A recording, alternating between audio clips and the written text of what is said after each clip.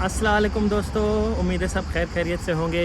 तो मैंने जैसे बोला था कि मैं एक वीडियो बनाऊंगा जिसमें आपको बताऊंगा कि विदाउट बैंक स्टेटमेंट आप इटली वीज़ा कैसे जो है अप्लाई कर सकते हैं और वीज़ा ले भी सकते हैं, जिसमें आपकी बैंक स्टेटमेंट की ज़रूरत नहीं होगी। बैंक स्टेटमेंट जो है वो आपको एग्जाम की जाएगी।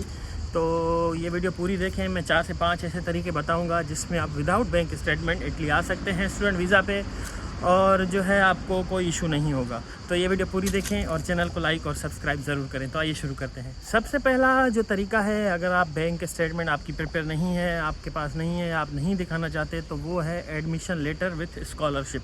मेरिट स्कॉलरशिप की बात हो रही है, ना कि रीजनल की। मेरिट स्कॉलरशिप में आपको जो है यूनिवर्सिटी मेरिट स्कॉलरशिप देती है। वो आपको कहती है कि हम आपको जो है पूरा फ़ंड करेंगे, आपकी स्टडी, आपको स्टाइपेंड वगैरह देंगे, अकोमोडेशन वगैरह। अगर आपके पास वो है, आपके नाम पे है और लिखा हुआ है क्लियरली, तो आपको वो सबमिट करना होगा और एम्बेसी को बताना होगा कि मेरे पास फुली फंडेड स्कॉलरशिप है जो कि मेरिट है, तो मैं जो है बैंक स्टेटमेंट नहीं है तो मैं जा सकता हूँ।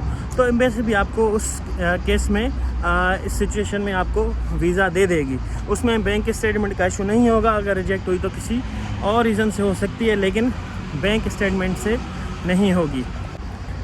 एक और भी जो है उसका तरीक़ाकार ये है, काफ़ी लोग ऐसे होते हैं जिनके पास पैसे तो होते हैं लेकिन वो बैंक स्टेटमेंट मेंटेन नहीं कर रहे होते, क्योंकि 6 महीनों की आपके पास बैंक स्टेटमेंट होनी चाहिए जब आप वीज़ा अप्लाई करते हैं।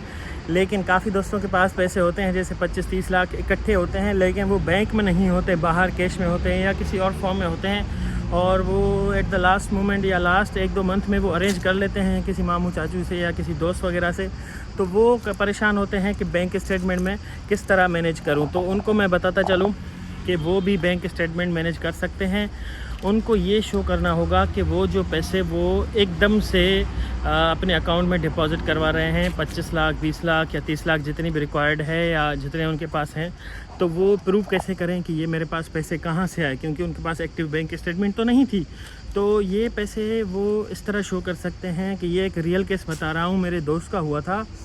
उसने एक सेल डीड बनवाया था एक प्लॉट का या प्रॉपर्टी का। ठीक है, आपने क्या करना है, एक प्लॉट या प्रॉपर्टी की सेल डीड बनवानी है और उसमें मेंशन करना है कि ये प्लॉट या ये प्रॉपर्टी या कुछ भी आपका जो है हमारा था, हमने इस बंदे को इतने पैसों में सेल किया है, और वो जो है गवर्नमेंट का पेपर है जिससे स्टैम्प पेपर भी बोलते हैं, उस पर बनेगा सेल डीड।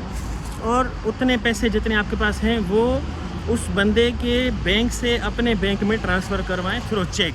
ठीक है, और उसमें पर्पज़ जो है ये मेंशन करें कि हमने इसको प्रॉपर्टी सेल की, ये मैंने रखी थी अपनी पढ़ाई के लिए या मेरी फैमिली ने रखी थी, फादर ने, किसी ने भी, तो वो हमने उसको सेल की, तो उसके ये पैसे मेरे पास आ गए। तो वो चेक के थ्रू उस आपका अपने अकाउंट में ट्रांसफ़र करवाएं और उससे आपका क्या होगा। और मेक श्योर करें, अगर आप ये कर रहे हैं तो ये प्रॉपर्टी आप अपनी FBR में भी मेंशन करें। जो रिटर्न फाइल करेंगे तो उसमें ये पहले मेंशन होनी चाहिए कि इनके पास ये थी 2022 में, या क्योंकि आप रिटर्न जो देते हैं कम से कम 2 या 3 साल के देते हैं, उस टाइम थी लेकिन अभी नहीं है, वो फिर रिमूव करवा दें। तो उससे ये होगा, आपका जो है किस्सा ठीक हो जाएगा, आपका केस ओके हो जाएगा। उसमें आपकी प्रॉपर्टी भी मेंशन हो जाएगी कि 2022 में आपके पास प्रॉपर्टी थी और आपने अभी सेल कर दी इतने पैसों में, और ये पैसा ये रखे इसीलिए थे कि आप बाहर पढ़ने जाएँ, तो उससे आपका केस क्लियर हो जाएगा। काफ़ी सारे दोस्त पूछते हैं कि हमारे पास गोल्ड है, क्या हम गोल्ड सेल करके वो रिसिप्ट शो कर सकते हैं। ये भी हो सकता है, वाकई गोल्ड भी एक जो है अच्छी चीज़ है। गोल्ड हो गया, बॉन्ड्स हो गए, करेंसी हो गई, करेंसी नोट जैसे फॉरेन करेंसी, जिससे काफ़ी लोग यूरोज़ या डॉलर्स ऐसे जो है रखते हैं फॉरेन करेंसी, तो वो भी आप शो कर सकते हैं। लेकिन उसका एक लेजिट जो है आपके पास प्रॉपर रिसीट होनी चाहिए और वेरीफाइड होनी चाहिए। मेरे ख्याल से वो उर्दू या इंग्लिश में नहीं, उर्दू या किसी और लैंग्वेज में नहीं, इंग्लिश में जो है आप उसको जो है कोशिश करके हासिल करें किसी से। जो भी आपका गोल्ड स्मिथ वगैरह है इंग्लिश में हासिल करें। और अगर आप गोल्ड बेचना चाहते हैं या गोल्ड बेचने शो करवाना चाहते हैं, तो लेकिन वो भी जो है एक लेजिट वे में हो। ठीक है, वो भी आप कर सकते हैं। आप अगर प्रूव कर लेते हैं कि मेरे पास गोल्ड पड़ा हुआ था, इतना तोला हमने इतने पैसों में सेल किया है इस डेट को, तो वो भी आप मेंशन कर सकते हैं, इसमें से कोई मसला नहीं है। लेकिन आपको सेल्स जो आप कर रहे हैं उसकी रिसिप्ट इंग्लिश में हो कोशिश करके, और उस गोल्ड स्मिथ का नंबर, एड्रेस, सारी चीज़ें हो, जैसे वो चीज़ वेरीफाई की जा सके। कल को वो कॉल करके पूछ लें उससे, तो वो आंसर कर सके कि हाँ भाई इस बंदे ने इतना गोल्ड इस डेट को जो है हमें सेल किया है इतने पैसों में, ठीक है। तो इस तरह है आपका उनका एक कवर, पूरा प्रॉपर जो लेटर हेड होता है उस पर वो चीज़ें लिख के दे रहा है, इतने पैसों में इतने टाइम में इतना तोला, तो वो फिर ठीक है, चल जाता है। इसी तरह से करेंसी नोट्स, अगर आपके पास फॉरेन करेंसी या बॉन्ड्स या स्टॉक्स वगैरह थे, शेयर्स जिसको बोलते हैं किसी कंपनी के, तो वो भी आप शो कर सकते हैं। वो भी एक जो है वेल्थ है आपकी ना, तो उसके थ्रू भी आप जो है वो सेल करके दिखा सकते हैं कि लेजिट वो आपके पास थे, आपने बैंक स्टेटमेंट मेंटेन नहीं की, बल्कि आपने ये करेंसी नोट खरीद लिए थे या फिर आपने स्टॉक खरीद लिए थे, तो इस डेट को मैंने इतने पैसों में इस रेट पे ये सेल कर दिए। और उसकी डॉक्यूमेंटेशन क्लियर होनी चाहिए। इस तरह नहीं आप गोल्ड बेच दें या कैसी ऐसी चीज़ बेच दें, लेकिन आप रिसिप्ट वगैरह अटैच ना करें और बस कवर लेटर में लिख दें कि मैंने जो है ये जो है चीज़ें सेल कर दी और उससे पैसे आए, तो इस तरह वैलिड वो चीज़ नहीं होती। अगर आप कवर लेटर में मेंशन कर रहे हैं कि मेरे पास गोल्ड था इतना और इतने पैसों में मैंने जो है सेल किया है, तो वो आप रिसिप्ट भी उसकी सेल्स और बाइंग रिसिप्ट एज वेल अगर आपके पास है, तो इतने में मैंने बाय किया था इस टाइम पे इस जो है दुकान से और इसको मैंने सेल कर दिया। इस ऑप्शन के अलावा एक और होता है रेंटल इनकम। अगर आपके पास अच्छी खासी रेंटल इनकम आती है, वो किसी बिल्डिंग से है या कमर्शियल प्रॉपर्टी से या किसी और चीज़ से है और उसका आपके पास लॉन्ग टर्म कॉन्ट्रैक्ट भी है। फॉर एग्जांपल काफ़ी लोगों के बाद अपार्टमेंट्स होते हैं या शॉप्स वगैरह होते हैं जो रेंट पे उन्होंने दिए होते हैं और वो एक प्रॉपर्टी में भी काउंट होते हैं, वो आपको एफडीआर में भी मेंशन करना पड़ेगा और उसका कॉन्ट्रैक्ट भी दिखाना पड़ेगा लॉन्ग टर्म के आपके पास।